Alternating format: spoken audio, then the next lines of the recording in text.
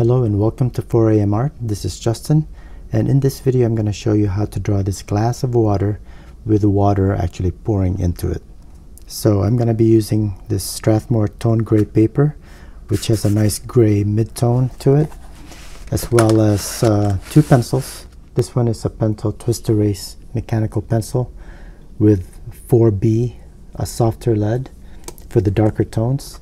And I'm going to be using another one, a Zebra mechanical pencil with HB lead, both with 0.5mm lead. So let's lay out the glass first, and I'm gonna just go ahead and draw myself a center line just so we make it symmetric. An oval for the top, nice shallow oval, and then down here at the bottom we'll make it flat, so the eye level's really right here and we're kind of looking up at the glass.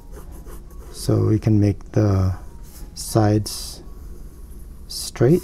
Down here then will be the bottom of the inside of the glass. The water will actually sit up here. And now we can start kind of laying out some of our guidelines. The water level, which of course is in a lot of motion, will be up here. And our stream of fresh water will be coming in this way. And it's not going to be exactly even. It's not going to be a perfect cylinder here. So now as we draw this, remember we've got a gray tone paper, and we can just make that be our midtones. So now what I'm going to do is I'll start putting in some of the darker tones, and I'm just going to start right up here. So just look at your reference picture, and what I'm going to do is I'm just going to try to draw in all the dark tones first, and just pay attention very closely to your reference. Draw it exactly as you see it. Don't try to imagine. You're actually trying to do as an accurate representation of your reference picture as you can. You don't have to make it exact, of course. The only way that someone can see that, say, your drawing isn't exactly like the reference, is if you have them side by side, and that's not going to happen. So what I'm doing here first is just putting in the very darkest tones, the blackest blacks, and then I'll work on putting in some of the lighter tones afterwards. The rim of the glass is actually going to be kind of dark and fairly even, so we're going to try to make this as even as we can. So the glass and the water will basically be just a reflection, a series of reflections, because the glass itself normally is clear, but with the shininess of the surfaces, you're gonna get a lot of different reflections of the surroundings, as well as just different ways that the light is hitting it and reflecting off it. I'm using a fairly soft lead here, and this tends to break fairly easily if I push too hard on it.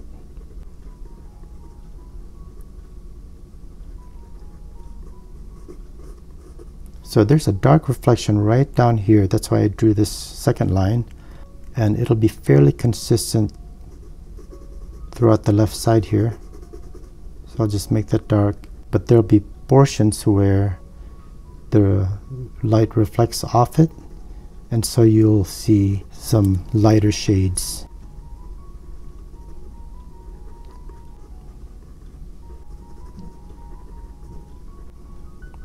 Now I am going ahead and adding some of the somewhat lighter dark tones while I'm on this side.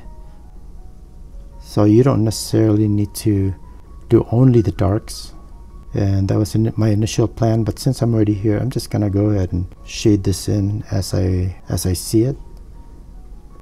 So right here there's some bubbles already, and that's why I'm putting some of these lighter tones. Now you'll want to make the left side, the edge of the glass, pretty straight. Keep it as even as you can.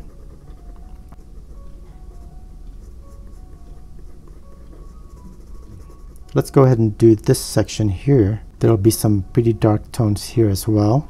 Again, that's why I have this line going down like this second line, and we've got a bubble going into this dark area.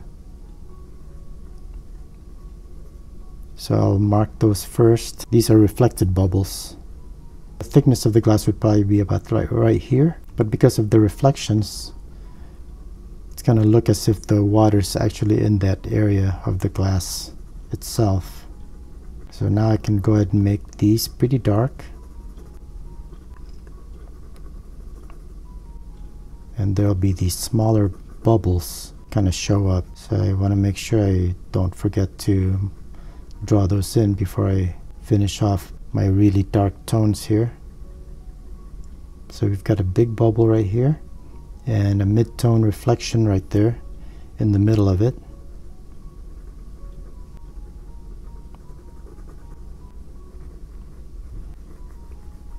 So the bottom of the glass itself is right here. This is thick glass, so the water actually sits above it. So now I'm gonna go ahead and draw that surface. And there's some finer details right here. So what I'll have to do is switch to like one edge of my lead that's a little bit sharper.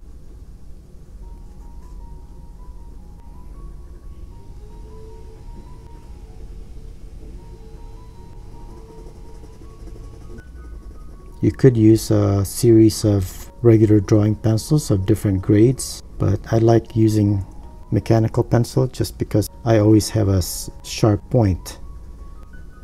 I'm not constantly having to constantly having to sharpen my pencil. So I typically use a 2B lead or HB lead for the lighter tones and for my layout marks, and then I switch over to a 4B lead for the darker tones. Now I can't get as dark as say an 8B lead, but 8B lead is really not available for mechanical pencils simply because I think it's just too soft. It cannot maintain its shape and it's not very durable, which I find with this lead already, 4B lead, in that it breaks easily if I put too much pressure. So I'm going to switch over to my HB lead pencil because I want somewhat lighter tones here. I can always go back and add darker tones, but a lot of this right here is going to be more of a mid-tone. So I want to go ahead and mark those, draw those in.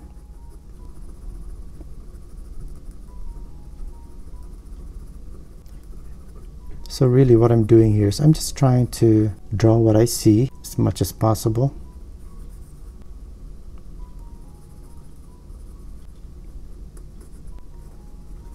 Now there's going to be a lot of swirling here with the water,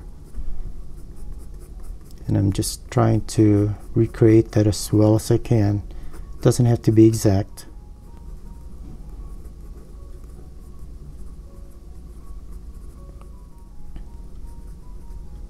What I'm going to try to do here is I'm going to go ahead and start marking some of the general shapes of some of these areas, and that just kind of gives me a better idea of where I am as far as where all the bubbles are going.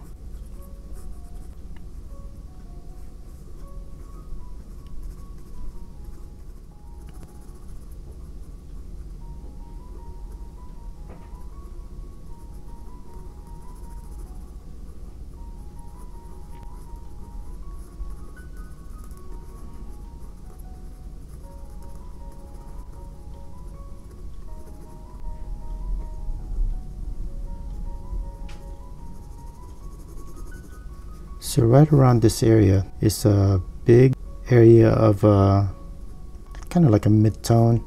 So I'm just gonna go ahead and fill that in real quick, and that'll just help me cover this area very quickly. And what I'll do afterwards is add some white for some of the brighter reflections. I'll just go ahead and use my finger here to kind of fill that in quickly. At this point I'm gonna go back to my softer lead just because I want to get a little bit darker tones here that I can't with my 2B or HB lead.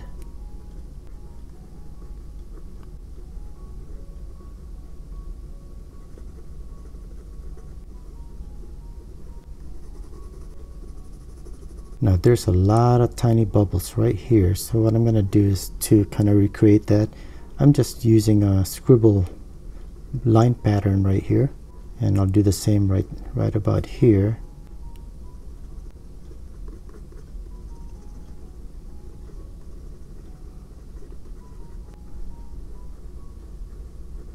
There's a little bit of laminar flow right here. So what I'm doing is I'm just putting some lines sort of parallel, and then got some bigger bubbles right here. And again, back to my scribble, try to capture that.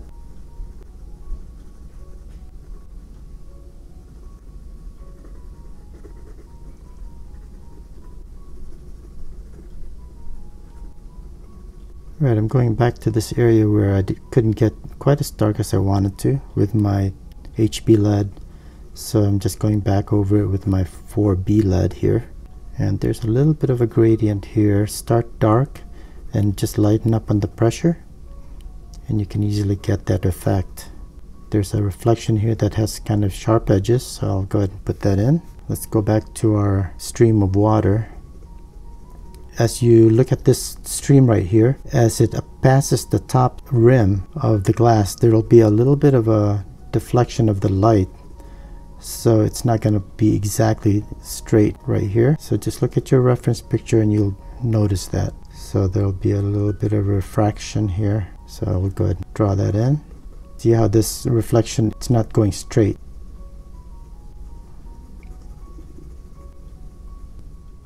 Alright, let's draw the far rim.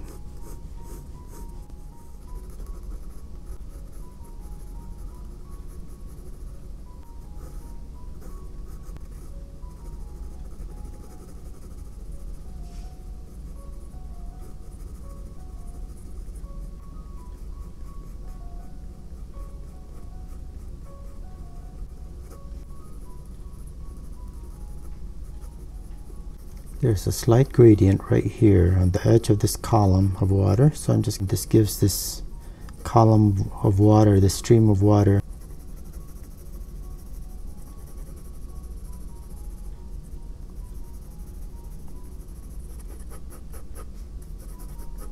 let's go on to some of the bubbles that are formed right here. So I'm just going to start adding a whole bunch of these little irregularly shaped bubbles. They're not all the same shape, so you want to vary these. And before I go further, I'm going to go ahead and erase our center line. Alright, so now I'm going to start rendering them. So most of these have a dark outline to them, not all. And the ones that are kind of bunched up will have a bit of a darker tone to them.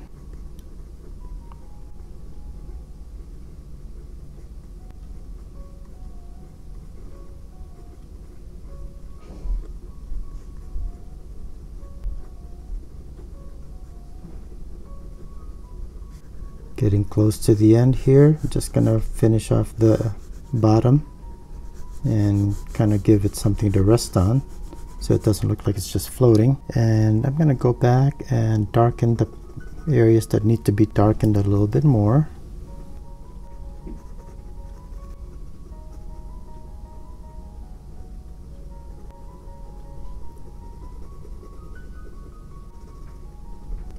I'm going to just go ahead and add a little bit of white to some areas for the real bright highlights. And we should pretty much be done. I hope you found this video useful and interesting. Give me a like, share, subscribe for more videos like this. Let me know what you think as well. And I will see you at the next video. Thanks for watching. Bye.